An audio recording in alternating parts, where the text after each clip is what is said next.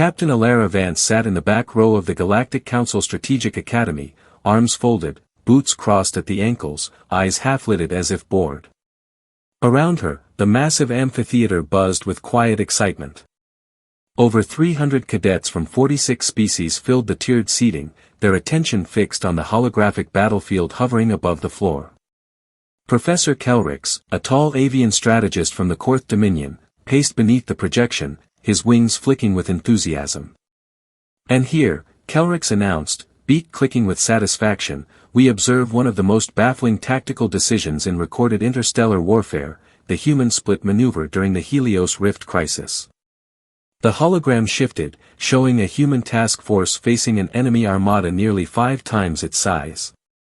Outnumbered, outgunned, and operating deep behind hostile lines, Kelrix continued, the human commander made a choice that violated 17 established doctrines.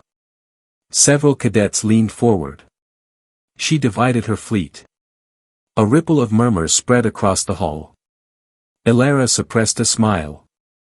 Textbook insanity, Kelrix said proudly.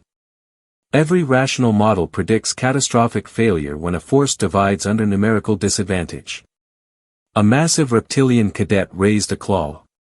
Professor, simulations show less than a 4% survival probability. Why would any commander accept those odds? Kelrix's eyes gleamed. That is precisely the mystery of humanity. They calculate the numbers, and then behave as though probability is merely advisory. Laughter echoed through the hall. Elara shifted slightly in her seat. The chair was built for hexapods, not humans, and her back protested. She hadn't bothered taking notes since the first lecture. There was no point. The hologram zoomed in as 40 human ships surged straight toward the enemy's main battle line. A sacrificial thrust, Kelrix explained. The enemy committed everything to annihilating what they believed was the full human force. Another cadet chimed in. And the remaining ships? They vanished. The hologram blinked. The rest of the human fleet disappeared from sensors entirely. Elara remembered that moment vividly. The bridge lights dimmed. Systems powered down. Silence except for breathing and the soft hum of life support. 12 hours later, Kelrix continued, those ships reappeared 3 systems away, behind enemy logistics. A crystalline cadet clicked in disbelief. Impossible. Navigation without active systems? Impossible, Kelrix agreed, unless you are human. Elara finally opened her eyes fully. Professor Kelrix expanded the projection, overlaying navigational vectors that twisted through asteroid belts and gravity wells. The human vessels, he said, traveled blind. No computers. No active sensors. Only manual calculations and an archaic technique they called dead reckoning. Several cadets exchanged stunned looks. This method, Kelrix added, originated before humanity achieved spaceflight, when they crossed oceans of liquid water using wood, stars, and mathematics. Elara's fingers twitched, remembering the battered notebook she still carried. Her grandmother's handwriting filled its pages, angles, tables, margin notes written during a long-dead naval war back on Earth. Meanwhile, the 40-ship decoy force didn't die as predicted. They refused engagement, Kelrix said, clearly enjoying himself. For 12 hours, they dodged, scattered debris, spoofed sensors, and committed what can only be described as tactical harassment. The hologram replayed fragments, enemy formations breaking, targeting systems glitching, confusion rippling through command channels. At one point, Kelrix added delicately, the human commander infiltrated the enemy comm network and broadcast, music.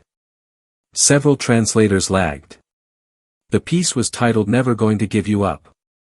The hall erupted in confusion. Elara bit the inside of her cheek. That had been Commander Rhea's idea. It nearly got him court-martialed, until it worked. The psychological disruption, Kelrix continued, created a 5-minute breakdown in enemy coordination. 5 minutes was all Elara had needed. The hologram snapped to the second human force striking supply convoys. Fuel depots detonated. Ammunition ships vanished. The enemy armada, Kelrick said, found itself stranded, starving, and surrounded. A thin insectoid cadet asked quietly, "How long until surrender?" 6 hours. The final image appeared, a single human transmission, short and unadorned. Checkmate. Applause echoed through the amphitheater. What fascinates us, Kelricks concluded, is that the human commander described this engagement as routine. He pulled up a report. Quote, "Conventional engagement was inadvisable. Alternative methods yielded acceptable outcomes." Acceptable. Elara sighed softly. Kelrick scanned the room. Incidentally, Captain Elara Vance, the architect of this maneuver, is currently attending this academy. Elara froze. "I would very much like to ask her," Kelricks continued, "why her report contains no emotional context, no acknowledgement of the desperation involved." A soft chime sounded beside Elara as a nearby cadet scanner finished identifying her. Eyes widened. Heads turned. Whispers spread like static. Professor Kelricks noticed the disturbance. "Is there a problem?" he asked, wings folding. Elara stood.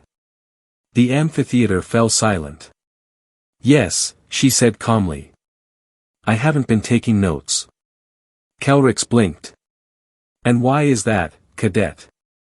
He checked his roster. His feathers puffed. "Captain Vance." "Because," Elara said, voice steady, "you're teaching my debrief reports." The silence shattered. Cadets surged forward, datapads flashing, translators chirping questions all at once.